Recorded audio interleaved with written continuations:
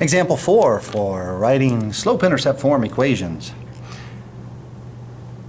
As always, we want to do our delta y. So the question is, how do you go from 5 to 4? Subtract 1. How do you go from 6 to 2? Subtract 4. As you list your slope, we identify slope as delta y over delta x. This never changes.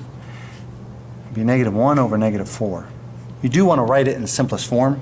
So with a slope of negative 1 over negative 4, the best way to write it is 1/4.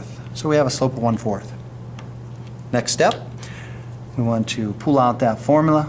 Y equals delta y, delta x, x plus c. You know that the slope is 1/4, so immediately you're half done. You have this 1/4 x plus c as you put the slope in for the slope.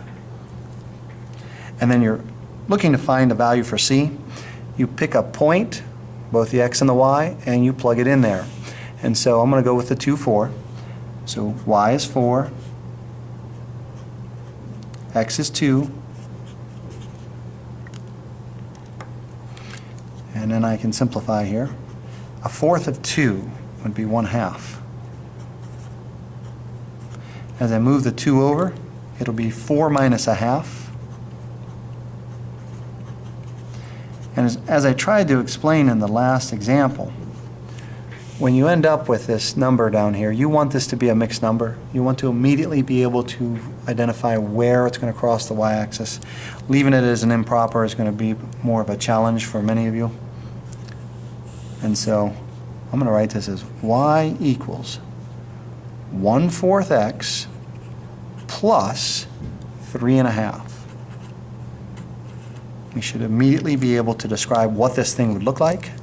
So we would look at the slope with a 1/4 and say we have a shallow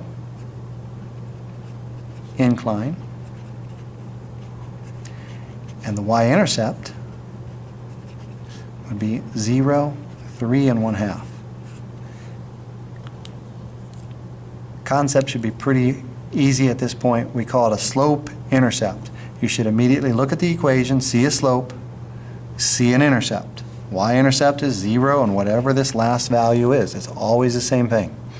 So now we have 4 examples under our belt on how to write a slope-intercept form equation.